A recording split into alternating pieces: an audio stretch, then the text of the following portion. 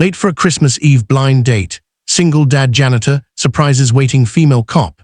The snow had already begun to fall when he realized he was late again, not just a few minutes late, but late in the kind of way that makes people leave, the kind that quietly confirms every doubt they ever had about you. Ethan clutched the worn-out steering wheel of his old car, his breath fogging the glass as the heater struggled to keep up with the freezing night. Christmas lights blurred past him in streaks of red, gold, and green, but none of it felt magical. Not tonight.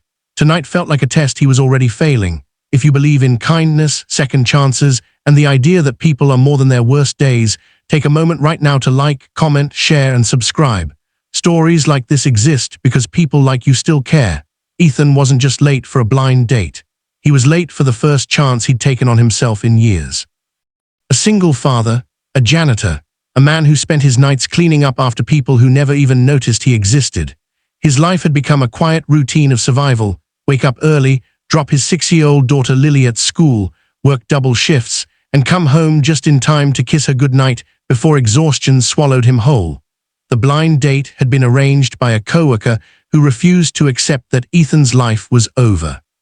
She had insisted, almost forcefully, that he deserved happiness too. Ethan had resisted at first. He didn't think someone like him, tired, worn down, barely holding things together, belonged in the kind of stories where people fall in love on Christmas Eve. But somehow here he was, driving through falling snow, his heart pounding like it had forgotten how to hope. He glanced at the time again and winced. He was nearly 40 minutes late.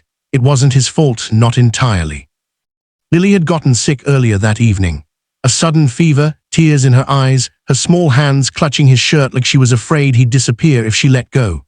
Ethan had almost cancelled the date right then, but after settling her down with medicine and a neighbor who promised to watch over her, he convinced himself to go. Because maybe, just maybe, this was his chance. Still, the guilt followed him like a shadow. Every red light felt personal. Every passing second whispered the same thought: she's already gone. When he finally pulled up outside the small cafe, it looked like something out of a movie. Warm yellow lights glowed through frosted windows, and a Christmas wreath hung on the door, dusted with snow.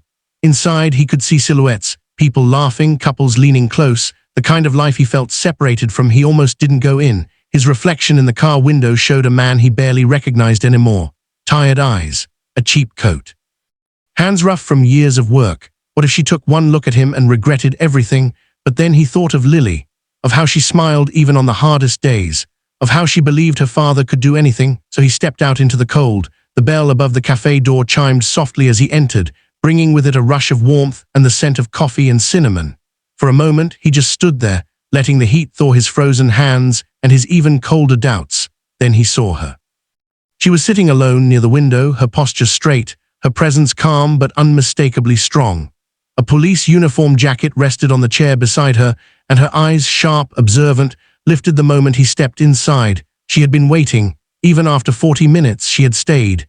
Ethan's chest tightened as he walked toward her, every step heavy with apology and uncertainty. He expected disappointment, maybe even anger. But what he saw instead was something he didn't understand at first: patience. There was no irritation in her eyes, no judgment in her expression, just quiet curiosity, like she was trying to understand the story behind the man standing in front of her. Ethan sat down slowly, his voice catching as he tried to explain, though the words felt too small for everything he wanted to say. He didn't mention how hard life had been, or how rare it was for him to take a risk like this. He only spoke